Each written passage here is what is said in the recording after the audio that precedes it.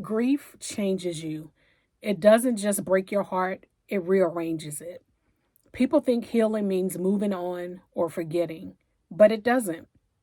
Healing means learning to carry the love differently. Today, I want to share what grief has taught me about love, life, and holding on in new ways. One thing I learned quickly is that grief is messy, y'all. Some days it's loud, tears, memories, anger, regret, all crashing in at once. Other days, it's quiet, like a fog you can't explain to anyone else. People ask, "Are you okay?" And you want to say yes, but inside, you're still figuring out how to breathe differently. I remember when I had 5 miscarriages, and after each miscarriage, um, I just felt angry and resentful towards God. And I remember one day I just got in my car and I went for probably like an hour ride. And during that hour ride, I cursed.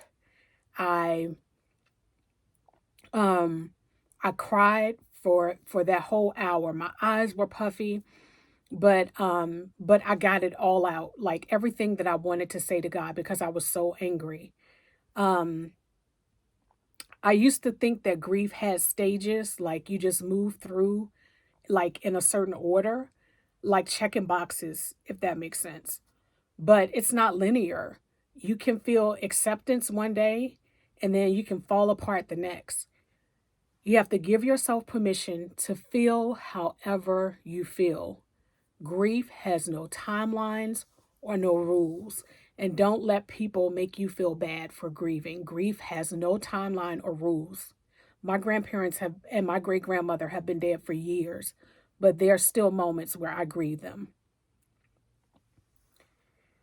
When my grandmother passed away, I kept dialing her phone number out of pure habit because me and my grandmother, me and all of my grandparents were really close, and my great grandmother, I was really close to them.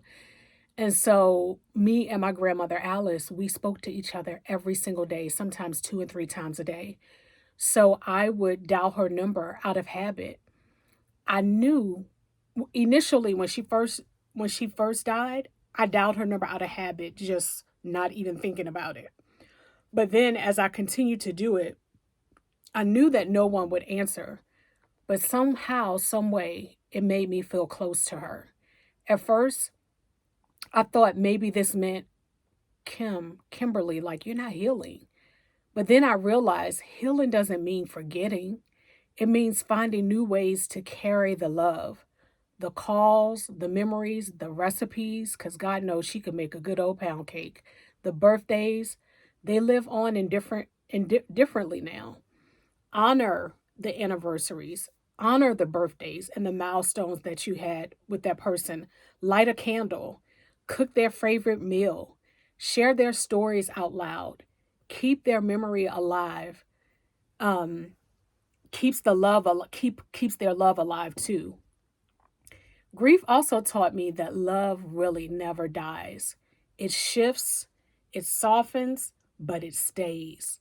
I learned to say I love you more now while people are here because loss reminds you of how fragile time is. Grief makes you grateful for the people that you still have, for the moments you might have taken for granted before. Don't wait to see the things you wish you had said sooner. Love out loud while you can. I tell my husband every single time I see him before we depart with each other or if we're on the phone, I always say, I love you. Because that is what grief has taught me. Grief has taught me to say, I love you. Um, because having lost close people to me, it reminds me of how fragile time is, and I want to give him his love while he's alive. Even in grief, there are tiny pockets of joy.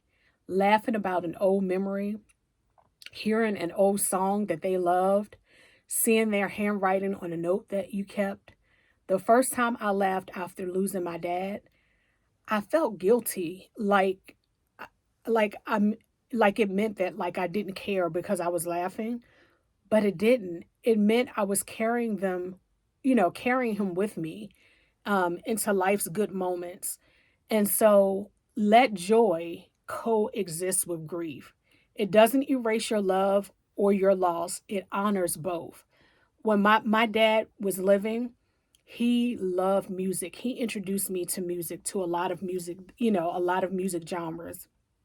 And so now I find myself sometimes having jam sessions in my room or when I'm in the car, and I have dedicated Spotify playlists, that says dad.